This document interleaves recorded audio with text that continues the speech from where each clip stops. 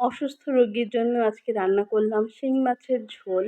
শিং মাছের ঝোলটা আমরা ছোটবেলা থেকেই দাদি, নানি, মা, চাচি যারা আছেন বয়স্ক লোক বা মুরব্বি সবাই বলে যে অসুস্থ হলে শিং মাছের ঝোল খাওয়াতে, বিশেষ করে যাদের সার্জারি হয় তাদের জন্য শিং মাছের ঝোলটা অনেক বেশি গুরুত্বপূর্ণ একটা ভূমিকা পালন করে। তো আর এই শিং মাছটি কিন্তু আসলেই খুবই পুষ্টিকর। এটা অনেক মানে হিমোগ্লোবিন বাড়াতে অনেক সাহায্য করে। তাই তো আজকে আমিও বাসায় শিং মাছের ঝোল রান্না করব। তো এখানে আমি অনেকগুলো শিং মাছই এনেছি। তো ৩ টা নিয়ে নিলাম আজকে রান্নার জন্য। দুপুরে একবেলা রান্না হবে।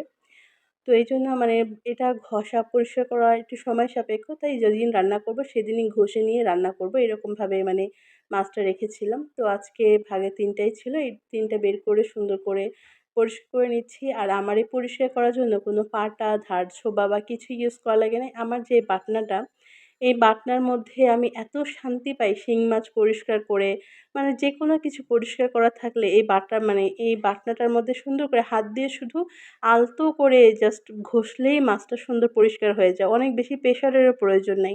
পাটাতে যেরকম পিছলে যায়, ধরতে হয় বারবার, এখানে ওইরকম কোনো অপশন নাই। এটা খুবই হেল্পফুল আমার জন্য। আমার কাছে মনে হয় যারা শিং মাছ পরিষ্কার করতে চান বা কিছু সুন্দর মতো মাখাইতে চান তারা এরকম সবাই একটা বাটনা কিনে নিতে পারেন। এই বাটনাটা খুবই, খুবই কাজের। এটা মানে পয়সা উসুল একদম বলা যায়। তো শিং মাছটাকে ভালো করে পরিষ্কার করে ধুয়ে নিয়েছি। তারপর ভিতরে যে রগগুলা ছিল সেগুলোও বেছে ফেলছি একটা কাঠি দিয়ে। তারপরে তো এখন মাছটা ভুনা করব। আর শিং মাছের মধ্যে একটা আলু দিব। যেহেতু একটু ঝোল হবে, শিং মাছটা আসলে ভুনা বা শুকনাটা কিন্তু অতটা হেলদি বা খাওয়ার জন্য উপকারী হবে কিনা জানি না আমি আসলে। তো সবসময় শুনে আসছি শিং মাছের ঝোলটাই সবথেকে মানে ইম্পোর্টেন্ট। তো আমিও শিং মাছের ঝোল রান্না করব, এজন্য একটা আলু দিয়ে দিলাম। শুধু ঝোলটা কেমন ট্যালট্যালা হবে এজন্য একটা আলু দিলাম। আলুটাকে একটু লম্বা করে কেটে দিয়েছি, একদম পাতলা, পাতলা করে স্লাইস করছি যাতে তাড়াতাড়ি সিদ্ধ হয়। আর শিং মাছগুলোও কিন্তু তাড়াতাড়ি সিদ্ধ হয়ে যায়। আর এই মাছটা মূলত কষিয়ে রান্না করা হয়। কারণ শিং মাছ তো ভেজে রান্না করার কোনো অপশন নাই। যদিও আমি যার জন্য রান্না করছি সে ভেজে মাছ মানে না ভেজে কোনো মাছ সে কখনোই খায় না। একদম মলা মাছ পর্যন্ত ভাইজা খাইতে হয় তার। সে না ভাজা মাছ একদম পছন্দ করে না। তো এখানে শিং মাছের আবার ডিম ছিল। সেই ডিমগুলো ভালো করে ধুয়ে তারপর দিয়ে দিলাম তরকারির মধ্যে। মাছটা রান্না করার পরে আমার ভাইয়া বলতেছে যে, "মাছটা হইছে। এটা সাদা, সাদা কেন? এটা কেন ভাজা হয় নাই?"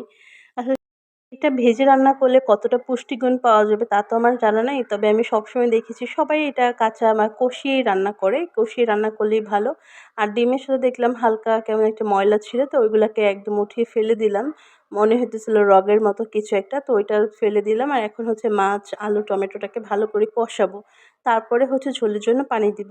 আর এটা একদম আহামরি ঝোল রাখবো না। যতটুকু মানে রাখা প্রয়োজন ততটুকু রাখবো। তো এখন দিয়ে দিলাম ধইন্যাপাতা কুচি। এখানে তেলে রাখা জিরে গুঁড়া দিলেও সুন্দর একটা স্মেল আসবে, আবার ধইন্যা পাতা দিলেও আসবে। তো বাসায় ধইন্যা পাতা ছিল তাই ভাবলাম যে ধইন্যা পাতাটা দিয়ে নামিয়ে ফেলি। আর এই শিং মাছের ঝোলের সাথে করলাম চিচিঙ্গা ভাজি। চিচিঙ্গাটাকে ভালো করে কেটে নিয়েছি সুন্দর করে একদম পাতলা, পাতলা করে। তারপরে হচ্ছে এখানে হলুদ, কাঁচামরিচ, পেঁয়াজ দিয়ে সিদ্ধ করলাম। আর দেখি যে রান্না করার সময় সকালে নাস্তা বানিয়েছিলাম ডিম-টিম ভাজা বা মাছ ভাজার জন্য, একদমই হয়ে গেছে।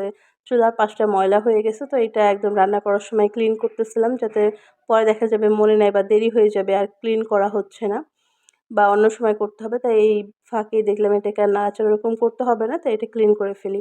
আর কড়াইটা না খুবই নড়াচড়া করে। তবে এক হাত দিয়ে কড়াই ধরে রান্না করতে হয় সবসময় দেখি। তবে ভিডিও করার সময় একটু ঝামেলা হয়। যদি স্ট্যান্ডে মোবাইলটা সেট করে নিই তাহলে একটা ঝামেলা কম থাকে। তবে অল্প, অল্প ভিডিও করি তো বিভিন্ন অ্যাঙ্গেলে, এইজন্য আসলে মানে মোবাইলটা সেট করে ভিডিও করা ওইরকম প্রয়োজন হয় না। তাই মানে হাতে নিয়েই ভিডিওটা করি, তখন আসলে কড়াইটা একটু নাচানাচি করে, যেরকম খুন্তি দিয়ে উল্টাতে গেলেই কড়াইটা একদম এদিক থেকে ওদিকে যায়, ওদিক থেকে এদিকে আসে। এটা খুবই মানে বিরক্ত লাগে আমার কাছে। আমার কাছে মনে হয় আমার কড়াইটাই মনে হয় খালি ঘুরে। পরে দেখি যে না, সবারই সেম প্রবলেম। তো এখন হচ্ছে ফোড়ন দিয়ে দিলাম আর ফোড়নে ডিম দিয়েছিলাম। তো আজকের মতো ভিডিওটা এই পর্যন্ত রাখছি। সবাই ভালো থাকবেন, সুস্থ থাকবেন। আল্লাহ